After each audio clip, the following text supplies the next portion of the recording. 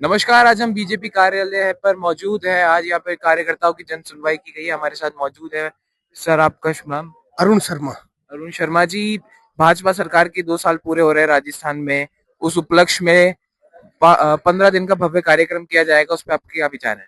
देखिए, भारतीय जनता पार्टी की सरकार जब से बनी है तब से गरीब को गणेश मानकर हर आम जन तक, क्योंकि पंडित दीनदयाल उपाध्याय जी का ध्येय था कि अंतिम व्यक्ति तक सरकार की जो योजनाएं हैं वो पहुंचे, तो उसी प्रयास को लेकर सरकार काम कर रही है। और आप देख रहे हैं कि अभी बीजेपी कार्यालय के अंदर जन सुनवाई जारी है और रोजाना हमारे यहाँ पर जो सरकार के 2 मंत्री हैं वो यहाँ आते हैं और कार्यकर्ता और आम जन की जो भी समस्या रहती है उसकी समाधान करने के लिए यहाँ वो काम कर रहे हैं, उनकी सबकी समस्या सुन रहे हैं और उनका समाधान तुरंत निवारण यहाँ हो रहा है।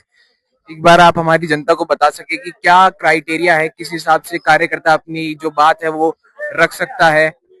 देखिए, जो भारतीय जनता पार्टी का कार्यकर्ता है वो यहाँ आ सकता है, अपनी समस्या बता सकता है। इसके अलावा कोई भी आमजन जो पीड़ित है, शोषित है, वंचित है किसी चीज से और सरकारी सेवाएं उसे नहीं मिल रही है, वो भी यहाँ आ सकता है और मंत्री जो दरबार लगता है यहाँ, उसमें अपनी समस्या रखकर उस समस्या का तुरंत समाधान वो यहाँ करा सकता है। कोई इसमें कोई क्राइटेरिया नहीं है, कोई जिम्मेदारी, कोई पद नहीं है। इसमें कोई भी आम व्यक्ति यहाँ आकर अपनी समस्या का समाधान करा सकता है। और बीजेपी कार्यालय नहीं, हमारी सरकार के जो मंत्री हैं वो सोमवार, मंगलवार, बुधवार यहाँ जयपुर अपने निवास पर या सचिवालय में वो मिलते हैं और हर व्यक्ति की समस्या को वो सुलझाने का काम और पूरा प्रयास वो लोग करते हैं। सर, भजनलाल सरकार के 2 साल पूरे हुए हैं, इसे कैसे देखते हैं? देखिए, भजनलाल जी की सरकार के 2 साल पूरे होने वाले हैं और एक आमूलचूल परिवर्तन हमें देखने को मिला है।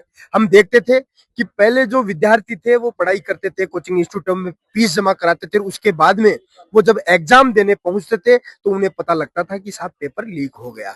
तो मुझे लगता है कि पूरे 2 साल के अंदर एक भी पेपर लीक नहीं हुआ। किसी भी युवा, किसी भी किसान, किसी भी महिला के साथ में कोई गलत प्रकार से उनके भविष्य को लेकर किसी प्रकार का कोई समस्या हमें देखने को नहीं मिली है। तो आने वाले समय में भजनलाल जी की जो 2 साल की सरकार है उसके आगे भी यह जिस प्रकार से भजनलाल जी काम कर रहे हैं उस प्रकार से वो सेवाएं उनकी जारी रहेगी और युवा, किसान और महिला को किसी प्रकार का राजस्थान में कोई परेशानी का सामना नहीं करना पड़ेगा। आपने पेपर लीक की बात करी। कांग्रेस काल में लगातार पेपर लीक हुए।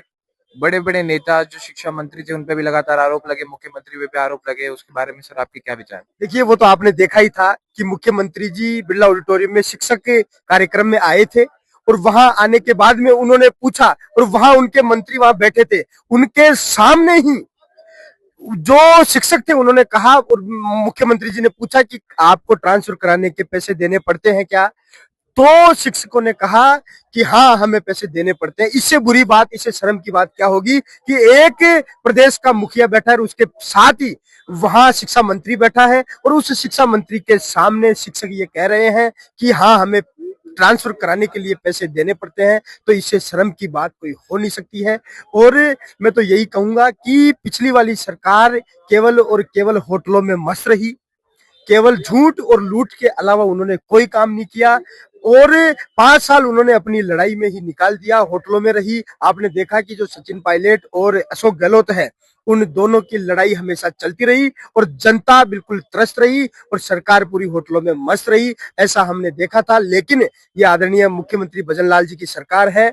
आप देख रहे हैं 2 साल में ना तो एक पेपर लीक हुआ है, ना ही किसी भी युवा के साथ में कोई कुठाराघात किया गया है। तो आने वाले समय में हर व्यक्ति के भविष्य का ध्यान रखने का काम भारतीय जनता पार्टी की सरकार कर रही है, आदरणीय मुख्यमंत्री भजनलाल जी की सरकार काम कर रही है। तो मैं तो यही कहना चाहूंगा आपके चैनल के माध्यम से कि भारतीय जनता पार्टी का जो शीर्ष नेतृत्व है, जो सरकार है, इन पे आप विश्वास बनाए रखिए। आपके सब काम होंगे, जो आप उम्मीद लेकर सरकार को लाए थे वो सारे काम इस कार्यकाल में होंगे। सर, कल भजनलाल जी दिल्ली का दौरा उनका था और उन्होंने मुख्य प्रधानमंत्री जी से मुलाकात भी करी और अपने वित्त मंत्री जो है निर्मला सीतारमन जी से भी मुलाकात करी। अटकलें तेज है कि जो 15 दिन का राजस्थान प्रवासी कार्यक्रम है उसके अंदर उनकी शिरकत देंगे हमारे जो आदरणीय प्रधानमंत्री जी है। देखिए, बिल्कुल कल आदरणीय मुख्यमंत्री जी आदरणीय प्रधानमंत्री जी से मिले हैं और उनको न्योता भी दिया है। तो मुझे विश्वास है कि आदरणीय प्रधानमंत्री जी यहाँ राजस्थान में आएंगे और प्रवासी सम्मेलन जो 2 साल की सफलता पूर्ण 2 साल बेमिसाल जो कार्यक्रम रहेगा उसमें वो उपस्थित हों। लेकिन अभी हमें ये जानकारी नहीं है कि उन्होंने आश्वस्त किया है नहीं किया है, वो हमारे जो आदरणीय मुख्यमंत्री जी हैं इसका जवाब वो ही दे पाएंगे, क्योंकि वो ही उनसे मिलके आए हैं। तो हमें तो विश्वास है कि आदरणीय प्रधानमंत्री जी आएंगे और भव्य और दिव्य कार्यक्रम। सर, आप जैसे कार्यकर्ता हैं, आप लोगों के अंदर क्या उत्साह देखने का मतलब उत्साह दिख रहा है यहाँ पे? देखिए किस हमें प्रकार तो के बड़ी उत्साह में आप लोग? बड़ी खुशी होती है जब हम बीजेपी कार्यालय में आते हैं और यहाँ आने के बाद में जो पीड़ित शोषित या जो जिसकी सरकार से जो उम्मीद है वो लेकर आता है वो पूरी होती है, तो हमें बहुत अच्छा लगता है। हम तो यही चाहते हैं कि आने वाले समय में कांग्रेस मुक्त जैसे भारत में हो चुका है वैसे राजस्थान कांग्रेस मुक्त हो जाए, ऐसा हमारा लक्ष्य रहने वाला है। और हम तो दिन रात पार्टी के कर्मठ कार्यकर्ता हैं, पार्टी की सेवा में हमेशा लगे रहते हैं। आने वाले समय में भी हम ऐसे ही लगे रहेंगे। भारतीय जनता पार्टी का जो झंडा है उसको बुलंद करने का काम हम लोग कर रहे हैं और आगे भी करते रहेंगे। शुक्रिया। जैसा कि आपने देखा कि बहुत ही शानदार तरीके से उत्साह का माहौल है राजस्थान में कार्यकर्ताओं के अंदर बीजेपी के, और इसी उत्साह का उत्साहवर्धन करते हुए 15 दिवसीय कार्यक्रम आदरणीय श्री भजनलाल शर्मा जी जो राजस्थान के मुख्यमंत्री हैं उनके द्वारा आयोजित किया जाएगा। प्रवासी राजस्थान दिवस से इसकी शुरुआत होगी। 10 तारीख से लेकर 25 तारीख तक प्रोग्राम रहेगा। ऐसी और खबरों के लिए बने रहिए हमारे साथ।